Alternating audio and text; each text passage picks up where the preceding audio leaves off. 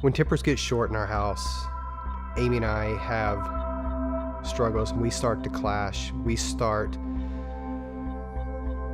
the little nitpicking here and there. And, everyone goes through this. Everyone has these issues, but it just seems like there are so many more of those moments in our life. As for any strategies that we may have to diffuse these things, sometimes it's just a point where we just go, you know what? We're going to stop right here. You're going to go in the other room. I'll go in the other room. We're going to distance ourselves from each other for a while. We'll come back and we'll talk about this. Okay, now we're ready. We finally actually get to confront. Lovingly confront. Speak the truth in love. You and your spouse are part of the same body. What do we do with our body? I know when I get a splinter, do I willingly chop off my hand? How many in here would you get a splinter, you chop off your hand? But you know what? So many times when our spouse hurts us, we're ready to crush our hand. We need to lovingly come to them. Just taking everyone's feelings in consideration before you move into those conversations is worth its weight in gold. And so for me, I just try to ease in and make my point as best as I can, and love on her during the reaction period. Make sure the timing is right.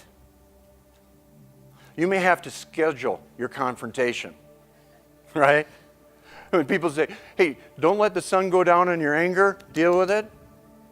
No, we've already put anger aside, remember? We're coming to lovingly confront. So there's nothing wrong with saying, hey, let's talk about this issue next Tuesday, 7 o'clock, maybe over a cup of coffee at Starbucks. We do take time, and say, hey, this is not the right time to talk about this, because, we're both emotionally, kind of our meters are pretty high. And so let's come back later, let's set a time, or just, when you feel like talking, I'm ready. When you get the process, you can take yourself out of the anger. When something's happening, you definitely can't try to talk about it at the moment. Definitely can't say what to do to the other person or that kind of stuff. We have learned we just have to let it go, do what we normally do, step back and talk about how we could have done things differently. In conflict resolution, we got to be seeking understanding rather than who's going to win or who's going to lose. Because if we go with who's going to win, it's more dependent on who's the best negotiator, who's got the biggest vocabulary, who can hold it together the longest. We got to wipe that out. We can't think in terms of winning and losing. We got to think in terms of understanding. Here's an issue. What do you think about it? I think the most important thing is being on the same page. And so if you're not on the same page, you've got to go through the process of getting on the same page so that you can both be supportive in the right decisions or the best decisions that you can make with the best information that you have. And there may be times when we're not on the same page and we just talk about it until we agree. Understanding brings to light. How many times you go, oh, if I only understood. Interactions with people. All of a sudden you go, oh, I understand. I think the biggest thing that's kind of helped me is I have to look at it through different eyes, look at it through his eyes and how he's coming at it and feeling. He's come in looking at it through different eyes, and he has given me lots of encouragement to say, what if you tried this, or what if you did that? And the same for me, I can say, maybe if you did this, this would help. Choose your words carefully.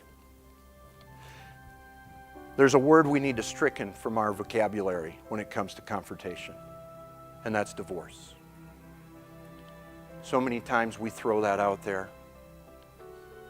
We say things like, well, maybe we should get a divorce. Well, do you want a divorce? And all that does is bring instability. And I tell you, if your children hear that, not only does it bring instability, but it brings fear. We've had those situations that just blow up, and those are not good for our marriage. They're not good for anything. You know, they're not good for our kids to hear. There's an African proverb that says, when the elephants fight, it's the grass that suffers. People are watching. Your children are watching. They know. Even if you think you're in the next room, they know. You got to make a commitment with your spouse never to use the word divorce. Your goal is to restore oneness in your marriage. We have to be a team. We have to stand up together. And the only way we're going to make it through this is to be a team, is to be like the Super Friends. We're here. We have each other's back, you know. We can take on the world at that point.